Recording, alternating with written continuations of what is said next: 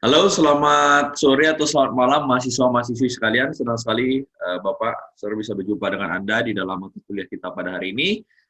Kita melanjutkan pembahasan kita soal pendidikan Pancasila, termasuk kita kemudian membahas mengenai bab baru. Pada kesempatan di hari ini kita akan membahas soal hubungan antara negara dengan warga negara. Sebagian dari Anda mungkin bertanya, Pak, hubungan antara saya dengan negara dengan warga negara itu kayak gimana sih, Pak? Mungkin banyak yang tidak Anda sadari. Contoh misalnya Anda bayar pajak. Bayar pajak itu sudah merupakan bentuk hubungan antara negara dengan warga negara. Oh Pak, gimana hubungan lain Pak? Pemilu. Anda merupakan salah satu kemudian ikut serta dalam pemilu adalah merupakan bagian dari kemudian partisipasi Anda yang menunjukkan hubungan antara Anda sebagai warga negara dengan negara. Nah, mari kita bahas kemudian hubungan antara negara dengan warga negara ini sendiri. Nah, kita mulai masuk dari yang sederhana dulu. Kita bicara dari sisi pengertiannya. Kalau kita bicara dari pengertian, jelas ya, negara itu adalah sebuah organisasi. Nah, organisasi ini ketika bicara soal negara, maka minimal dia memiliki 3 hal. Yang pertama jelas, setiap negara pasti punya wilayah. Ya, tidak mungkin negara berdiri tidak ada wilayahnya. Kemudian yang kedua, ada rakyatnya yang dipimpin. Ya. Dan terakhir, ada pemerintahan yang berdaulat. Ya. Pemerintahan yang berdaulat apa? Pemerintahan yang sah dipilih ya melalui proses konstitusional. Nah, bicara soal negara, pada hakikatnya negara punya beberapa hak ternyata. Punya beberapa hak istimewa. Contohnya apa? Hak untuk memaksa. Seperti apa? Memaksa untuk ditaatinya hukum. Itu salah satunya. Kedua, hak monopoli. Ya, negara berhak untuk memonopoli segala sesuatunya. Ini pun diatur di dalam pasal 2. Undang-undang pokok agraria kita. Salah satunya adalah bumi, air, ruang kasar, dan kekayaan alamnya kemudian dikuasai oleh negara dan digunakan untuk sebesar-besarnya kemakmuran rakyat. Ini ada di Undang-Undang Dasar 1945 juga. Nah, dan yang terakhir adalah mencakup semua. Ya. Jadi negara kemudian hadir dengan hak-hak tersebut yang tujuannya adalah menjamin. Soal apa dijaminnya? Perlindungan keamanan, keadilan, serta mencapai tujuan bersama sebagaimana yang sudah diatur di dalam pembukaan Undang-Undang Dasar 1945. Itu dia kemudian tujuannya.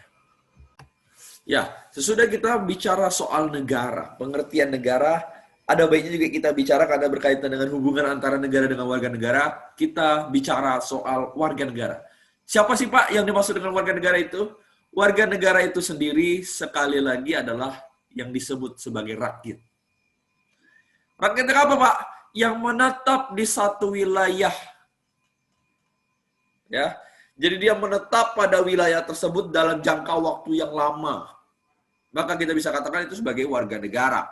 Ya, walaupun sekali lagi ketika bicara soal rakyat atau warga negara, maka ada kaitannya dengan negara.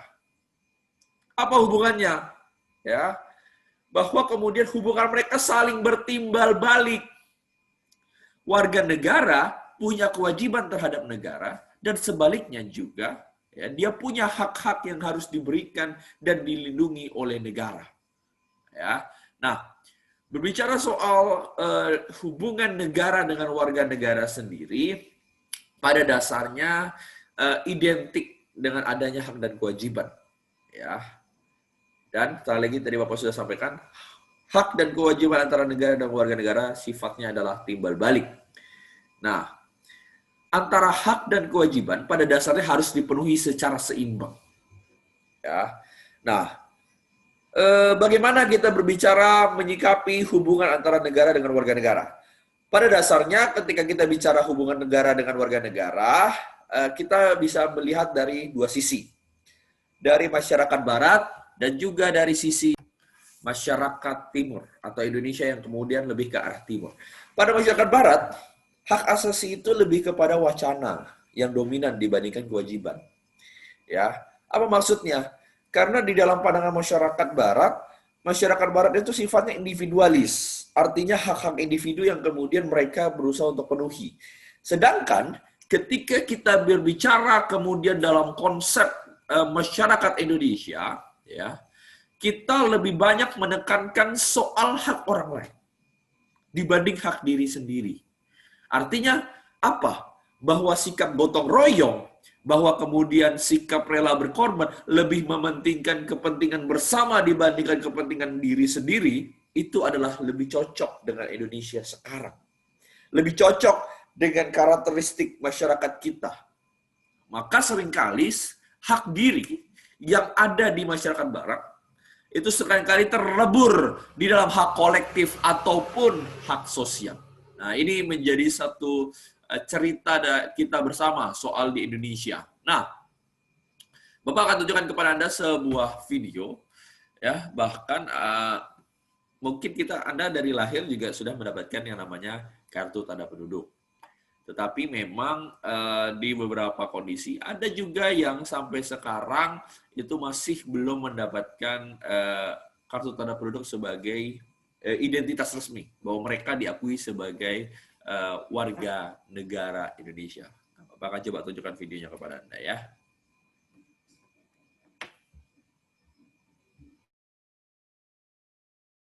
Rasa sayang sayangi, lihat dari jauh rasa sayang sayangi. Rasa sayang sayangi, hei lihat dari jauh rasa sayang sayangi. Importante yun. Kasi pag may panahon man, mag-adto pa man Indonesia, di magamit na ako. Sangat gembira Pak lagu itu. Ada kang mapilot, dumaring, manin sarang apa, kay tamata manami.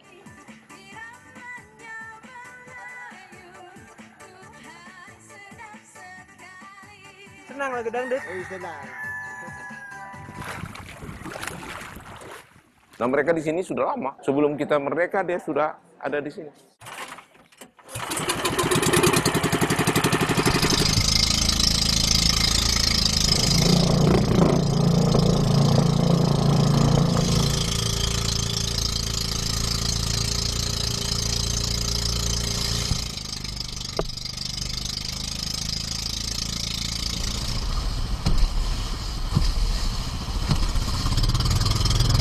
Ya, setelah ada pengumuman pemerintah mau memberikan paspor, kami rasa gembira dan lega karena karena kami tahu pemerintah Indonesia ternyata juga prihatin kepada kami masyarakat Indonesia yang tinggal di Filipina.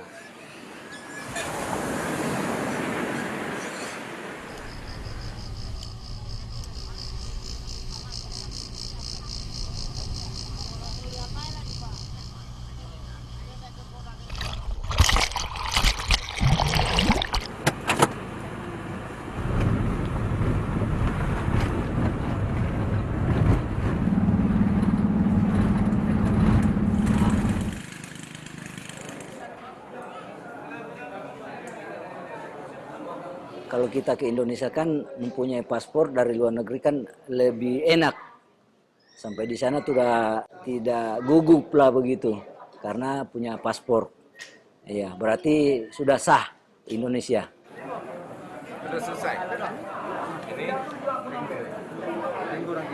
tidak. Nah, ini gimana nih?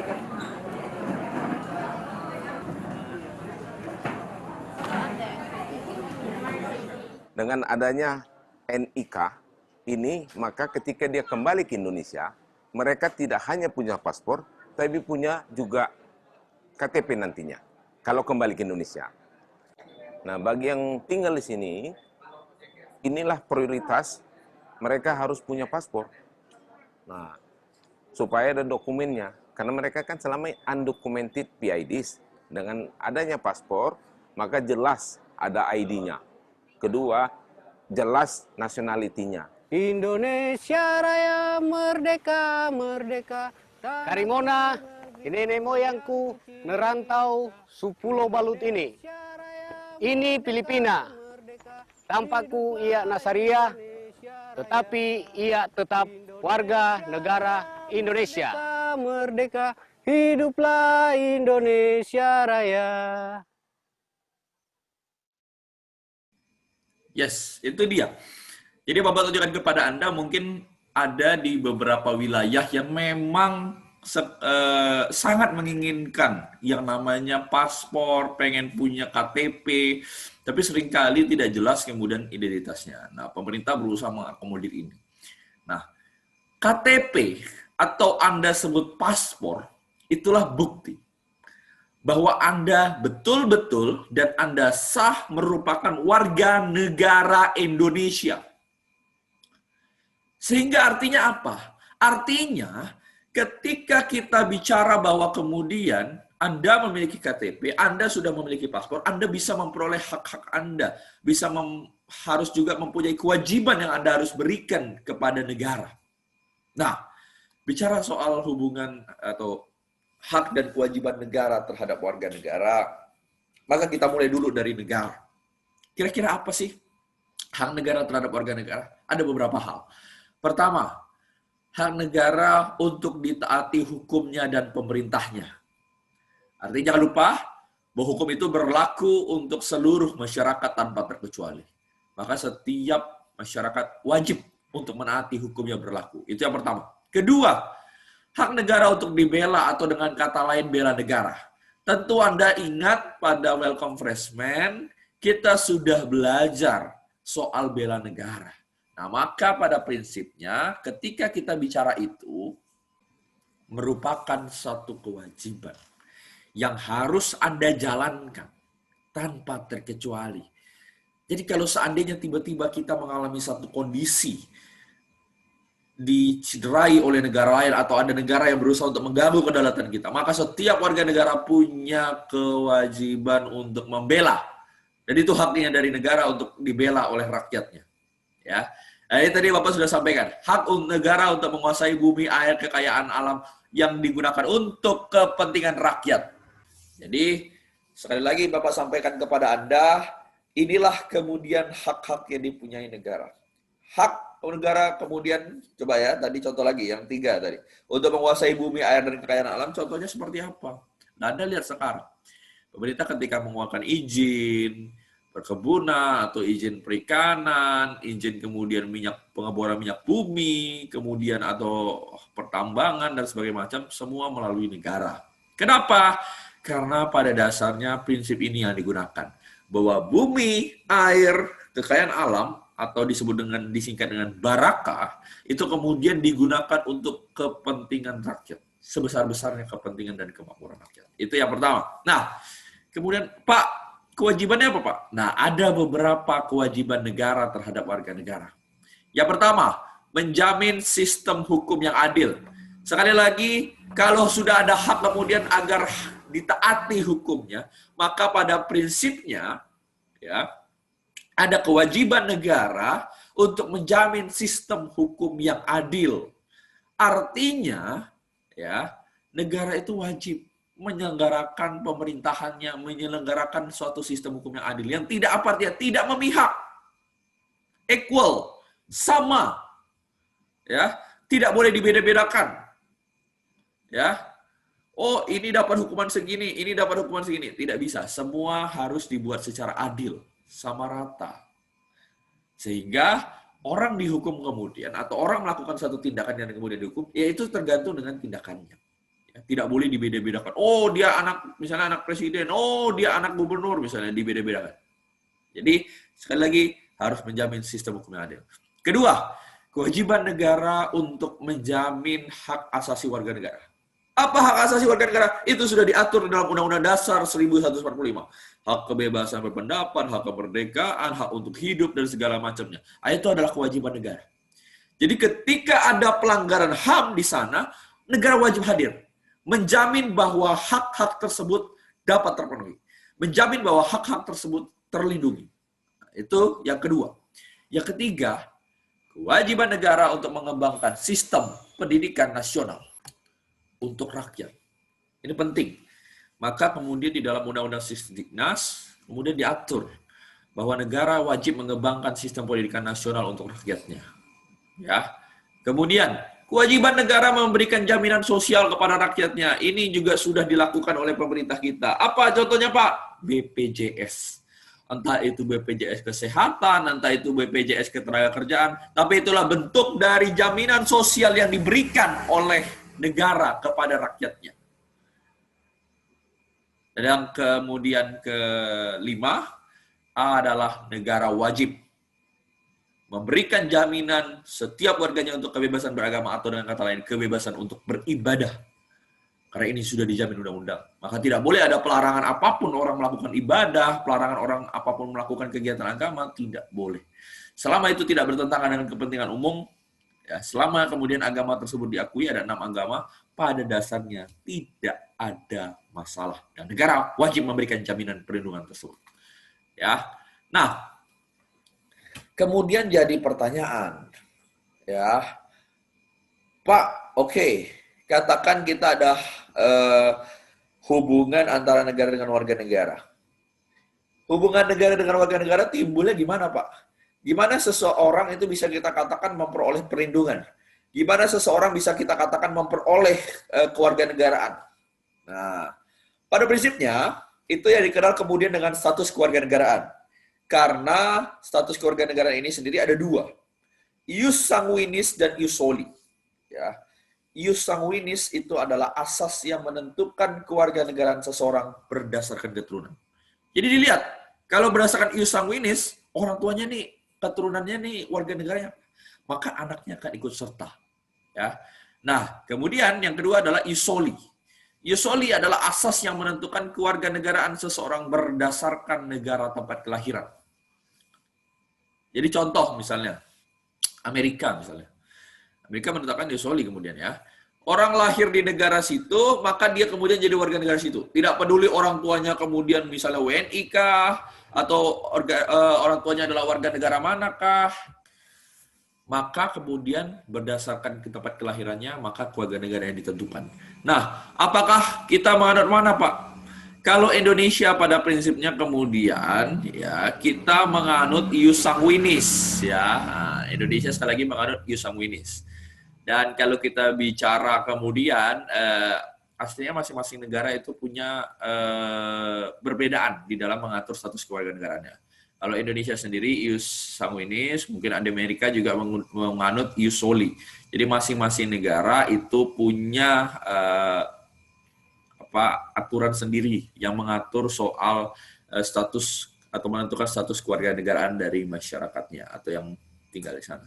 Nah, maka kemudian pada dasarnya ya, di dalam menentukan status kewarganegaraan tadi ius sanguinis dan ius soli, pada dasarnya pemerintah lagi menggunakan 2 stelsel, yaitu stelsel aktif dan pasif. Apa bedanya, Pak? Kalau stelsel aktif itu, orang kalau mau jadi warga negara, dia mesti aktif. Misalnya dia mendaftarkan diri kah, atau dia kemudian melaporkan diri kah, dan sebagainya macamnya. Jadi dia aktif melakukan tindakan-tindakan agar bisa jadi warga negara. Nah, sedangkan ada juga pemerintah yang menggunakan stelsel pasif. Artinya apa? Tanpa perlu dia daftar, tanpa perlu dia lapor, dengan sendirinya dia dapat atau dianggap menjadi warga negara tanpa melakukan satu tindakan hukum tertentu. Nah, maka dalam stelsel aktif disebut sebagai naturalisasi biasa, dan di dalam stelsel pasif kemudian disebut sebagai naturalisasi istimewa. Jadi pada dasarnya kemudian ada 2 stelsel ini. Kalau aktif orang harus melakukan tindakan tertentu, sedangkan pasif dia tidak perlu melakukan tindakan apa-apa, dia sudah dianggap sebagai warga negara. Nah, berkaitan dengan kedua stelsel itu, maka pada hakikatnya warga negara punya 2 hak. Pertama, hak opsi. Ya. Hak opsi ini dalam kaitannya dengan stelsel aktif. Artinya, kalau dia ingin jadi warga negara mana, dia mesti memilih. Itu hak opsi. Dalam stelsel aktif. Tetapi kemudian ada juga warga negara yang mempunyai hak repudiasi. Bisa jadi memang tanpa melakukan tindakan apa-apa dalam ini hak repudiasi ini dalam stelsel pasif ya. Bisa jadi dia tidak perlu melakukan tindakan apa-apa. Oh, saya nggak perlu daftar segala macam, dia sudah dianggap warga negara. Tapi dia warga negara itu bisa punya hak repudiasi untuk menolak apabila kewarganegaraan itu secara otomatis diberikan. Nah, maka pada kaitannya dengan kedua stelsel itu ada 2 hak. Yang pertama hak opsi untuk bisa memilih, artinya dia bisa bebas untuk memilih mau warga negara mana, atau kemudian hak repudiasi untuk menolak apabila kewarganegaraan itu diberikan kepadanya. Nah, pada dasarnya Indonesia tadi Bapak sudah sampaikan kita menganut ius sanguinis. Tetapi kemudian di dalam Undang-Undang Nomor 12 Tahun 2006 tentang kewarganegaraan mengatakan bahwa Indonesia sebetulnya menganut juga asas ius soli tetapi secara terbatas. Ya. Nah, jadi kalau tadi ius sanguinis artinya asas yang menentukan kewarganegaraan berdasarkan keturunan bukan berdasarkan pada negara tempat dilahirkan. Nah, kita juga menganut asas ius soli secara terbatas. Artinya menentukan kewarganegaraan berdasarkan tempat kelahirannya dan ini berlakukannya terbatas bagi anak-anak sesuai dengan undang-undang. Nah, asas yang kita kenal juga di dalam Undang-Undang 12 tahun 2006 itu juga mengenal asas kewarganegaraan tunggal. Bahwa orang itu wajib punya satu kewarganegaraan bagi setiap orang. Pak, pernah ada dulu kasus seorang wakil menteri yang ternyata dia punya 2 kewarganegaraan. Ya kan? Nah, maka kemudian sebetulnya ketika dia sudah menerima kewarganegaraan dari negara lain, maka pada hakikatnya gugur warga negara Indonesianya. Nah, tetapi kemudian diambil tindakan-tindakan bahwa kemudian akhirnya warga negara Indonesianya dikembalikan. Nah, itu kemudian ya. Kemudian ada juga asas kewarganegaraan ganda terbatas. Nah, ini diberlakukan bagi anak-anak sesuai dengan ketentuan undang-undang. Biasanya yang terjadi adalah kalau Anda misalnya nikah dengan bule misalnya. Ya. Suami atau istri Anda adalah warga negara asing. Maka kemudian anak Anda sampai dengan usia 17 tahun dia punya 2 kewarganegaraan. Nanti sampai dengan usia dia 17, dia bisa memilih. Dia mau jadi WNI kah atau dia mau jadi warga negara asing. Nah, ya. Maka pada prinsipnya di dalam undang-undang kewarganegaraan tidak mengenal yang disebut dengan apatrid, artinya status tanpa kewarganegaraan. Ya. Dan juga undang-undang kewarganegaraan kita tidak mengenal status kewarganegaraan ganda. Ya. Kecuali tadi untuk anak-anak yang kemudian sesuai dengan ketentuan dari undang-undang. Nah, jadi oke. Kita dulu pernah ini yang Bapak tunjukkan gambarnya kepada Anda, ini Pak Archandra Tahar yang waktu itu sudah punya kewarganegaraan ganda, ya, yang kemudian akhirnya paspor Amerika yang kemudian lepas dan tetap memilih untuk Indonesia. Kemudian, padahal sudah dilantik jadi menteri ya, tapi akhirnya kemudian digeser posisinya dan menjadi wakil menteri SDM. Atau Anda pernah ingat kisah soal paskibraka yang namanya Gloria. Nah, Gloria ini sendiri itu ternyata juga memiliki 2 kewarganegaraan. Ya. Nah, jadi karena kemudian paskibraka tidak boleh kemudian untuk punya 2 kewarganegaraan harus warga negara Indonesia, maka dia tidak jadi kemudian paskibraka, walaupun tetap diizinkan oleh Presiden untuk tetap ikut serta di dalam proses pengibaran, hanya tidak kemudian bertugas secara khusus, ya. Nah, ini mungkin yang terakhir. Ternyata ada juga berita-berita yang menyebutkan bahwa beberapa WNI kita di perbatasan juga memiliki identitas ganda. Berikut videonya.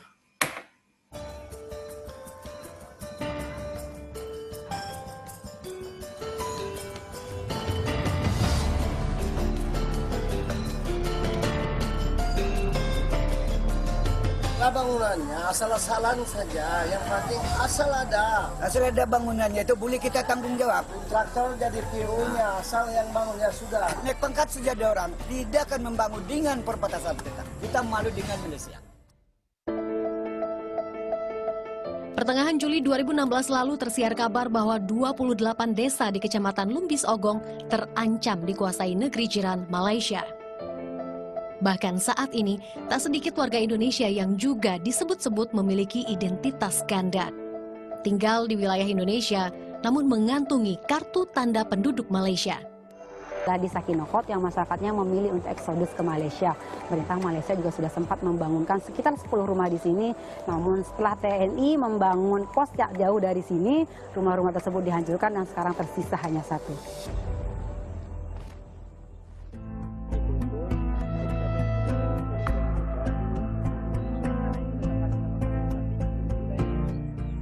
Setelah menelusuri sejumlah desa, kami tiba di kelompok Desa Panas. Informasi menyebutkan di desa inilah sejumlah warganya memiliki identitas kependudukan ganda. Benar saja, sebagian besar warga di sini mengaku memiliki identity card atau IC dari pemerintah Malaysia. Diperkirakan 80% dari 800 lebih warga yang bermukim di Desa Panas telah memiliki kartu identitas Malaysia. Bahkan tak hanya orang tua, sejumlah anak juga telah memiliki MyKid yang merupakan identitas kewarganegaraan Malaysia bagi anak-anak. Pada saat dewasa nanti, MyKid bisa ditukar menjadi MyCat atau KTP Malaysia. Sejumlah alasan menjadi latar belakang mengapa banyak warga Indonesia memilih memiliki kartu tanda penduduk Malaysia. Karena kami tidak punya identitas di sini, maka dari situ kami lari mengambil identitas yang ada di sana. Kita sangat sulit untuk mengurusnya. Kalau kita mengurus ini, pasti minta ini, pasti minta persyaratan yang lain. Sementara di sana, kalau kita ada permintaan ini, mereka memberi pertimbangan ataupun memberi surat keterangan apa yang surat persyaratan itu yang tidak ada. Di desa lainnya, Desa Labang, Kecamatan Lumbis Ogong, Slamet Juni juga mengaku memiliki identitas ganda. Keputusannya untuk memiliki identitas negeri jiran dilakukan demi mendapatkan pekerjaan. Kami mempunyai IC, memang betul. Kami ada semua di sini, tapi untuk hidup kami. Nah, sebenarnya begini, bukan kami buat IC juga di Malaysia untuk apa. Tapi masalahnya begini, pekerjaan di sini tidak ada. Tak hanya soal mudah mendapatkan pekerjaan, dengan memiliki IC atau KTP Malaysia, seseorang juga mendapatkan berbagai kemudahan lainnya. Di antaranya dalam bidang pelayanan kesehatan. Hal itu dinilai sangat menguntungkan karena fasilitas kesehatan yang ada di Kecamatan Lumbis Ogong sangat terbatas. Ya, mungkin itu dari Bapak. Nanti kita akan lanjutkan lagi untuk pembahasan Bapak. Atas perhatian semuanya, kuliahnya cukup. Kita akan kembali kepada platform utama kita. Terima kasih atas perhatiannya. Kuliah Bapak akhiri videonya sampai di sini. Terima kasih.